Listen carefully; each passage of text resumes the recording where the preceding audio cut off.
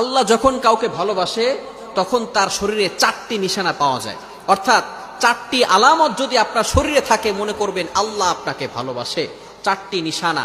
1 number হচ্ছে যাদেরকে আল্লাহ তাআলা দ্বীনের সঠিক জ্ঞান দান করেন তাদেরকে আল্লাহ তাআলা মহব্বত করেন। নাম্বার 2, দ্বিতীয় নাম্বার হচ্ছে যারা বেশি বিপদে পড়ে আল্লাহ তাআলা তাদেরকে মহব্বত করেন। যার শরীরে দেখবেন একের পর এক বিপদ আসতেছে, অসুস্থতা আসতেছে, বারবার বিপদ, একের পর এক বিপদ, একটা বিপদ যাওয়ার পর পরে আরেকটা বিপদ আসতেছে, আপনি হতাশ হবেন না প্রিয় ভাই। আল্লাহ তাআলা আপনাকে ভালোবাসেন। এই কোটি কোটি মানুষের ভিতরে আল্লাহ তাআলা আপনার প্রতি ফোকাস করেছেন, আল্লাহ তাআলা আপনাকে ভালোবেসেছেন বিধায় আল্লাহ পাক রব্বুল আলামিন আপনাকে বিপদ দিয়েছেন। মনে রাখবেন নবীদেরকে আল্লাহ তাআলা বিপদ দিয়েছেন।